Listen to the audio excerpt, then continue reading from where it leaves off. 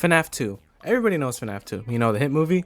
No, but actually FNAF 2, the game of course, has seen recent criticism in years. Now I'm sure most people remember this game fondly, myself included, but I've seen an influx of video essays explaining how FNAF 2 is actually the worst game in the series. To me, this is crazy to think, looking back on how respected this game was before. Coming out with only 3 months of development time from the first game is insanely impressive with a product that was released and is on the same level as Super Smash Bros. Melee's development cycle of only 9 months. Now I have no critiques for the people who make these videos, as they do bring up good points about the gameplay loop. But I do greatly care about context and background when making my videos and basing my opinions. FNAF 2 is one of the greatest games in the series. I'm gonna go out and say it before I even do the gameplay analysis, and I think that the gameplay loop has been improved in every single way from the first game. Now with that being said, and before I get ahead of myself and lowkey heated, let's dive into the game. Wanted 105. What the hell? That's like minimum wage a day now. Okay, I think everyone who's played this game has critiqued the pay wage, because that's like no money. Guys, I don't know what to say. This is the first night. Nothing ever happens on the first night. Like no Markiplier meme, this shit was boring. What I can say about the first night is that my flashlight battery might be a problem. Like it ran out pretty much the first night, because I was flashing everything like I'm in Luigi's mansion or something. Second night. Alright, in the second night, like most FNAF games, this is where we typically see the animatronics become a threat, but also not really. This is pretty much known already, so I want to tackle a major complaint of this game. The fact that it's pretty much just straight camera 11, which is the music box camera. Now this, I do have to agree with, is a big criticism of the game, but of course I am here to play devil's advocate. So yes, we do spend 99% of the night looking at camera 11, and in later nights is almost a necessity to only have your camera on the box, as checking otherwise is a big risk. But, big but here. Damn, that got me thinking of Torch Chicken now. Building camera. Oh, damn! Anyways. Don't most FNAF games have you only looking at one camera anyways? Like am I tweaking here, or does FNAF 1 pretty much only have you looking at Foxy's camera? FNAF 3 is the only actual interactive one. FNAF 4 doesn't have cameras, only has you looking at 4 different directions. FNAF 6 location custom night, we don't talk about that nightmare. FNAF 6 has you looking at 2 vents.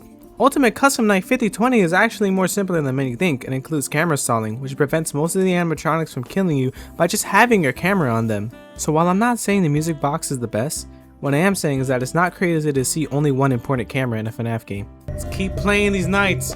Come on! Okay, I haven't talked about what Phone Guy is saying in his calls because he kind of just yaps in this game. Story-wise, this game actually takes place before the first game, so Phone Guy doesn't die yet. I was getting straight up attacked this night. Everyone was coming at me during this night. What I really appreciated was the animatronics who appear in front of you. I think these are honestly one of my favorite parts about this game, because on the first playthrough, you might not know what to do when they pop up. I mean, because these animatronics look scary, and they don't really go away easily. I know what I'm doing.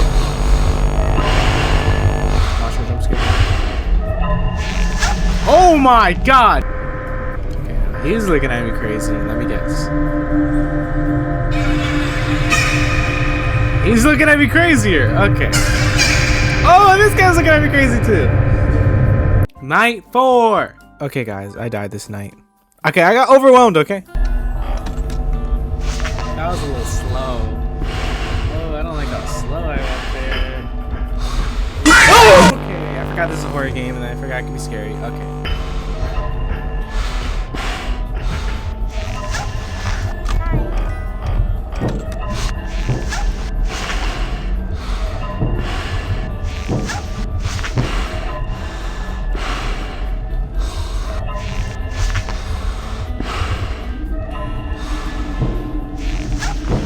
Go! Are you for real? I genuinely do not know why Balloon Boy would not leave my office. This night was hard, yeah, but there was just so much bullshit that was killing me. Also, it seems that something has happened inside the restaurant as Phone Guy is talking about switching us to the day shift. To be honest, that's not what this video is about, so I don't care. Maybe we'll make more money. Yes! Oh my god, that was really annoying. Everyone is there. Thank God. Oh. Dang, this picture sucks. Oh my god. That was hard. Dang, that was actually hard. Oh, what? Okay. Am I dead? Yeah, oh my god. Sixth night was not going to be easy. At this point, we definitely understand the basic cycle of the gameplay, but it gets really sped up during these nights. There will often be 2 to 3 animatronics attacking you at any time. They will try to steal you away from the music box camera as much as possible. A lot of it becomes hoping and praying that you can just get enough wines in before they start attacking. This cycle of gameplay has excited me a lot. It really puts you outside your comfort zone and really wants you to get that last tick. One thing I also really love about this night is the phone guy call, where he sounds terrified for us just to be there. He wonders what we're doing there since we weren't supposed to be on call. It is a bit confusing, but if you know the lore, then you know why we are there. They also start talking about the yellow suit that was used to kill someone. Ooh. Hello. What on earth are you doing there? Didn't you get the memo? The place is closed down, at least for a while. This is also where I had my first encounter with Golden Freddy, but it got totally ruined. Whoa! God damn it! I don't think I'm gonna be able to even try 1020 mode. This sixth night is hitting me so hard, and I'm starting to really think if I can do this. I do not remember this game being this difficult. There's just way too much to manage. There is 10 animatronics and the music box, which each have an equal importance. Oh my god. I had a timer up on Google and everything, and just... Oh, bro, I put that timer up and I thought I put the right time, but it just kept on ringing after. It just kept on ringing and I saw it 1 yet, so I was like, when is this gonna happen? Oh my god. That made my heart race. $20. That sixth night felt like 1020 mode. To be honest, I am not even gonna try that for the time being because I know it's gonna take me a minute. But I feel like with the first 6 nights, that does give me enough to fully assess gameplay. This game is fun. I really did enjoy my time with it, and I felt like every animatronic had its importance. While many of them work the same, they do have small little differences that bring their importance out. Things like with audio or just simply appearing in the vents or not. Foxy is definitely one I want to talk about because he is arguably one of the most important animatronics here. But I'm not sure if he's a definite upgrade from the first FNAF game. Foxy in the first FNAF game did only have you putting your camera up to stall him, but at times he would eventually charge to your office, which means he was inevitable and you would have to plan around him. You definitely still have to plan around him now, but he doesn't really do anything as long as you don't let him. He is one of the persistent forces alongside the puppet that are attacking you during this game.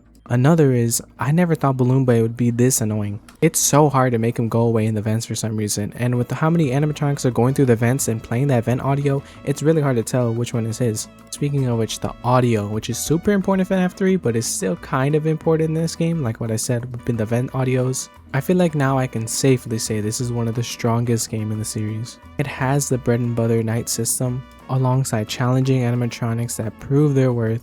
And 9 times out of 10, I felt like the deaths were my fault, which means that this game is very skill based. Alright, this is kind of just a post video talk, but I do want to appreciate you guys for watching this. I like just going through each game in the series and kind of just doing a small mini playthrough and commentary on them. I see that many people actually don't do these, and I saw them as an original video idea that I could try and do. It's hard to try to make new original videos in this scene because I feel like everything's already been made, but when you try to move past the story and look more into the gameplay, that's where you can get more original. Anyways, thank you. Please subscribe.